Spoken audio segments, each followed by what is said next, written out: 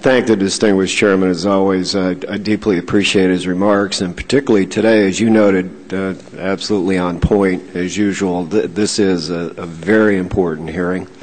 Of course, the thing that makes it important beyond the weighty topics that are before us are our distinguished panelists, and I want to add my words of welcome to each of you, Madam Secretary, particularly to you. You're no stranger to this committee room, as we discussed, but I believe this is your first appearance in your new position, and I want to add our words of congratulations to you, and that we look forward to your comments.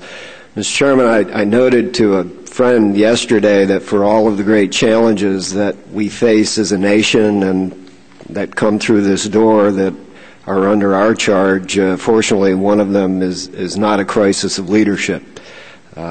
We have two extraordinary examples of that fine leadership that has worked so hard to help bring us through some extraordinarily troubling times. And General and Admiral, I want to personally thank you for the great job that you do, and a particular word of appreciation, I know both of you feel very strongly about this as well, to the brave men and women in uniform that you lead in the important challenges that this nation has called upon you to face.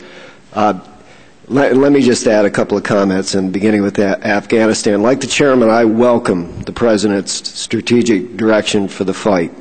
In my view, he laid out a framework of a strategy that is intended to win in that theater. But I do worry that the plan, through no fault perhaps of anyone's, is starting to become all things to all people. And let me state very simply, we cannot allow a minimalist approach to creep into this strategy. And Congress, those of us on this committee, has to ensure the plan is fully funded, fully resourced, and ably executed. And as I look at the strategy, it appears very clearly it's based on the advice of commanders on the ground, and that's the right way to proceed. And it includes many long-standing objectives that I know many in this Congress and in this room today support and have advocated. And I just want to outline very briefly a few of those. A commitment to fully resource a new counterinsurgency strategy that's designed to protect the Afghan population and dismantle, disrupt, and destroy al-Qaeda, and equally important, its affiliated networks. An expansion of the Afghan National Security Forces. Again, I believe an important step, but for all of its merits, in my opinion, I think we're going to have to go even beyond the current numbers and perhaps as much as double the previously authorized levels for both the Afghan Army and the police. And on a cautionary note, I would just add that I would advise against viewing the expansion of the ANSF as simply an element of and not an alternative to a population-based counterinsurgency strategy. And the acknowledgement that victory in Afghanistan will require a regional approach. The President got this right, in my judgment, and he places a heavy emphasis on working with Pakistan in the troubled areas, particularly that border Afghanistan. I believe that Islamabad must be a part of the solution in the region. But here, too, a word of caution. We cannot allow our efforts on the Pakistan front to distract from our push for progress in Afghanistan. And finally, on Afghanistan, the 21,000 troops headed to southern Afghanistan is an important step in providing our commanders with the capacity needed to conduct clear, hold, and build operations. And in my view, this should be but a first step.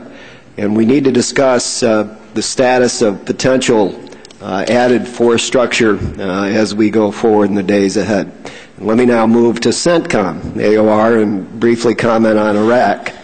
The President's objective, again, to withdraw U.S. combat forces from Iraq, as I've said previously, is one that I believe we should all pray for, plan for, and work toward. The one concern I have is it still remains a fragile situation.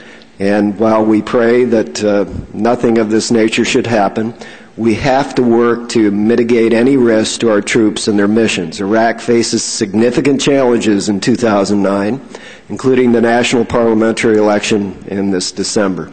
I think it's critical we remain open to revisiting the plan if the situation on the ground deteriorates and violence increases. And our commanders, most importantly, must have the flexibility they need in order to ensure hard-fought gains are not put at risk. Finally, in the CENTCOM, AOR, a word on Iran. We do have some challenges in the CENTCOM AOR.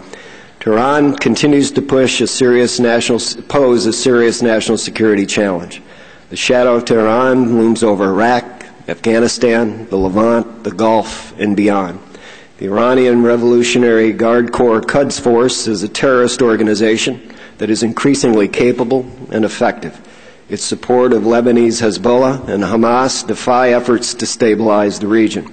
And while estimates vary as to how close the Iranians are to developing and obtaining a nuclear weapon, there should be unanimity that we, this Congress and this administration, cannot allow Tehran to obtain nuclear weapons, period.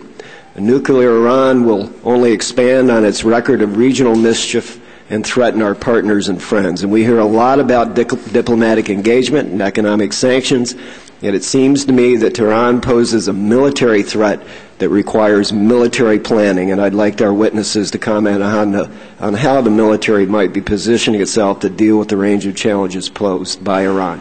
Let me conclude with just a few words about SOCOM. Admiral, oftentimes the activities of your force remain below the radar screen and beyond the public eye. But SOCOM has, as you know so very well, played a vital and central role in our military's efforts since September 11th, especially in the CENTCOM area of responsibility. Your forces have been deployed around the world conducting missions that range from high-end kinetic operations to softer engagements, but equally important, like building wells and providing medical care.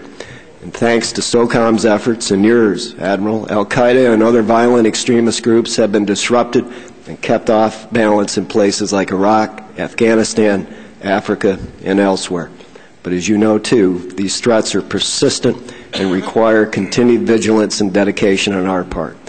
We all recognize that SOCOM will remain heavily engaged in Iraq and Afghanistan even after conventional forces are drawn down.